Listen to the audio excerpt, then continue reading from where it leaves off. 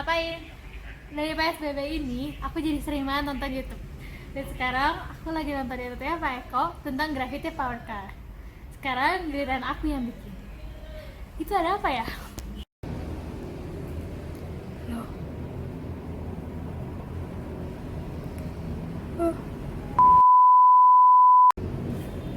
Halo semuanya. Jadi di video kali ini saya akan melakukan percobaan tentang Gravity Power Car. Sebelum mulai, saya akan menjelaskan sedikit tentang Gravity Power Car. Apa sih Gravity Power Car itu? Gravity Power Car adalah sebuah mobil mainan yang bergeraknya dengan gravitasi.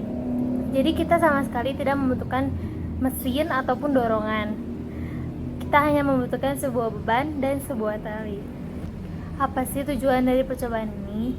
Tujuannya adalah kita ingin mengetahui percepatan, perlambatan, kecepatan maksimum, efisiensi, energi kinetik, dan energi potensial benda. Tujuan lebih khususnya lagi adalah kita ingin mengetahui apakah jika massa beban semakin berat akan berpengaruh terhadap kecepatan dan jarak benda. Apakah semakin berat beban, kecepatannya akan semakin cepat atau tidak? Begitupun juga dengan jaraknya. Nah, sekarang udah pada penasaran kan gimana cara bikin dan percobaannya? Mari kita mulai.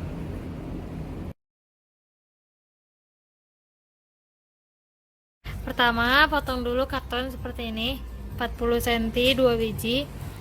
Lalu ukur 5 cm 5 cm dan siapkan sedotan boba. Nanti ditempel seperti ini. Lalu diberi sumpit agar tidak letoy.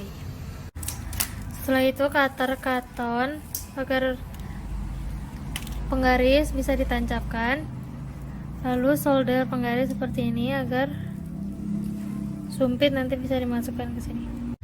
Lalu potong karton panjangnya 17 x 4 cm sebanyak 3 biji, lalu ditempel seperti ini.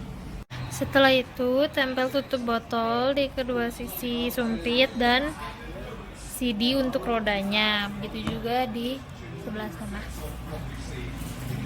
Sudah itu tempel sumpit ke penggaris yang sudah disolder tadi dan di tengah-tengahnya diberi sedotan besar. Untuk menggerakkannya, siapkan beban. Saya pakai 200 gram, lalu ditaliin seperti ini dan diikat seperti ini untuk ke pengaitnya. Jadi ini dimasukkan ke pengaitnya, lalu diputar ke belakang sampai tinggi yang diinginkan.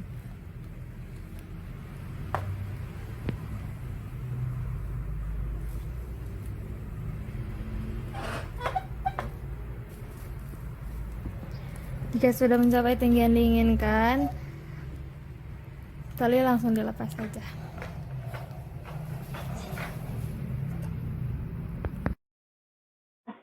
Setelah kita membuat mobilnya, sekarang kita akan melakukan percobaan. Saat melakukan percobaan, jangan lupa untuk di video ya. Ini salah satu contoh video yang saya buat. Saya menggunakan beban 200 gram di dalam video ini. Kita videokan dari mulai benda bergerak sampai benda benar-benar berhenti ya.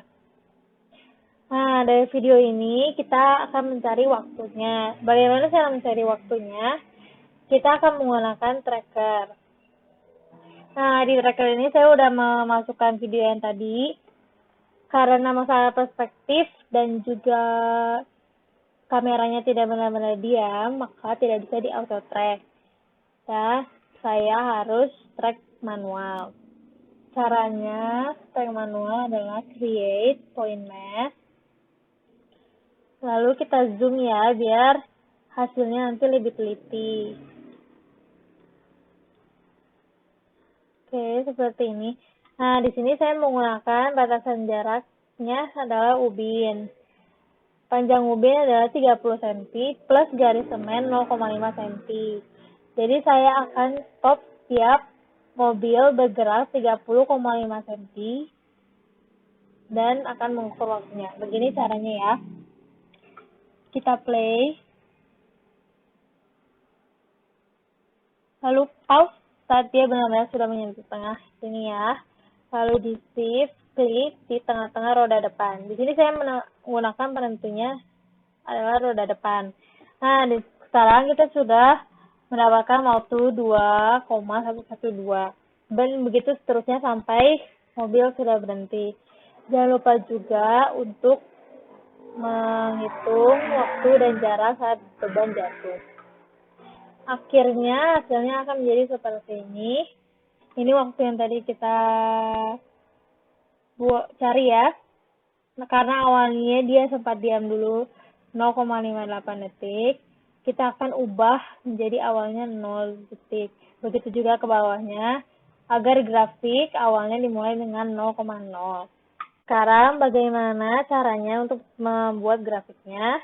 Di sini kita tidak bisa mendrag langsung semuanya, karena kita memiliki dua bagian, yaitu bagian pertama sebelum beban jatuh, yaitu percepatan, sedangkan setelah beban jatuh adalah perlambatan. Jadi caranya seperti ini. Kita drag dulu waktu dan jarak sampai beban jatuh, lalu insert, pilih di chart, saya pilih yang titik-titik ini ya.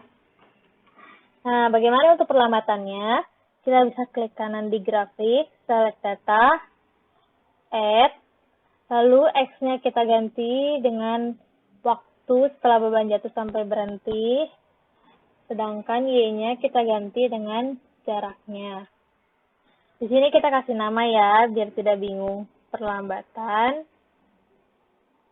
Ini pun kita edit percepatan. Oke. Nah, di sini kita sudah tahu ya, di sini ada percepatan dan perlambatan.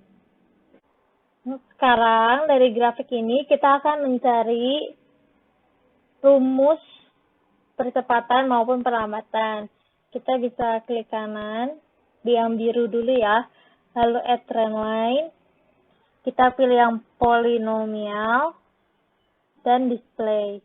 Nah, di sini kita sudah mendapatkan ya persamaan dari yang percepatan, begitu juga nanti kita lakukan di perlambatan. Dari persamaan yang ini, kita bisa mengetahui percepatannya dengan cara 2 dikali angka di belakang S kuadrat ini. Sehingga kita bisa mendapatkan A-nya, dan V0-nya kita bisa mendapatkan dari angka di belakang S ini.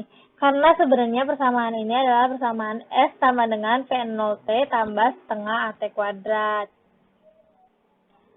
Nah, setelah kita sudah mendapatkan A dan V0-nya, kita bisa mencari V maksimumnya dengan rumus V0 ditambah A yang tadi kita sudah cari, dan T saat beban jatuh.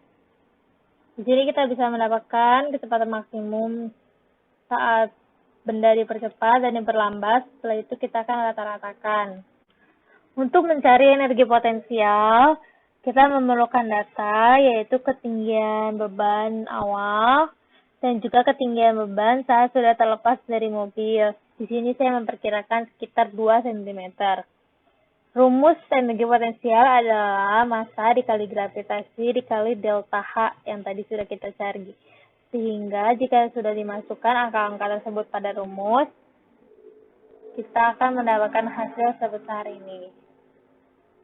Dan sedangkan untuk energi kinetik, rumusnya adalah setengah massa total kali V max kuadrat. Nah, V max ini kan tadi kita sudah mendapatkannya ya. Sedangkan masanya kita dapat dari massa mobil ditambah massa beban. Karena massa mobil saya adalah 220 gram dan massa beban saya 200 gram, maka massa totalnya adalah 0,42 kg. Jika sudah mendapatkan energi potensial dan energi kinetik, kita bisa mencari efisiensinya dengan rumus energi kinetik per energi potensial dikali 100%.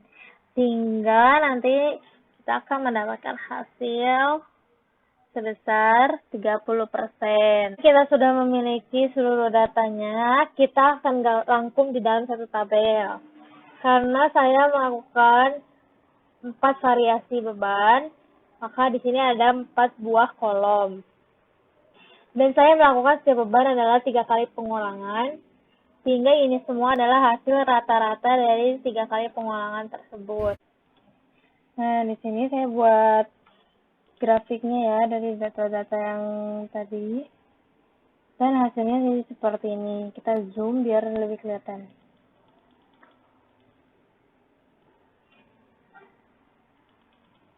Nah, di sini kita bisa mengetahui kalau jarak dari percobaan 200 gram yang warna oranye itu paling tinggi. Begitu juga dengan kecepatan maksimumnya ya. Bisa kelihatan yang oranye paling tinggi daripada yang lainnya. Begitu juga dengan efisiensinya. Ini terlihat jelas ya, efisiensi. 200 gram yang paling maksimal daripada yang lainnya. Nah, cara membuat mobilnya tidak terlalu susah bukan? Bahan-bahan yang kita pakai juga sangat mudah didapatkan. Hanya saja membuatnya diperlukan ketelitian saat mengukur, dan roda mobil juga tidak boleh miring-miring karena akan menyebabkan perlambatan saat mobil sedang maju. Dan juga menaranya harus kokoh karena jika beban terlalu ringan, mobil tidak akan bisa bergerak. Sedangkan jika beban terlalu berat dan menara tidak kokoh, akan menyebabkan mobil bisa hancur. Dari percobaan ini dapat kita simpulkan bahwa berat beban optimal adalah 200 gram karena setelah dicoba, hasil dari beban 200 gram paling baik dibandingkan dengan beban yang lainnya. Sehingga jika massa mengurangi atau melebihi 200 gram, maka kecepatan akan semakin lambat, jarak akan semakin pendek, dan juga efisiensi akan semakin kecil. Oke, segitu saja video dari saya. Semoga video ini bisa bermanfaat untuk kalian semua ya. Bye-bye!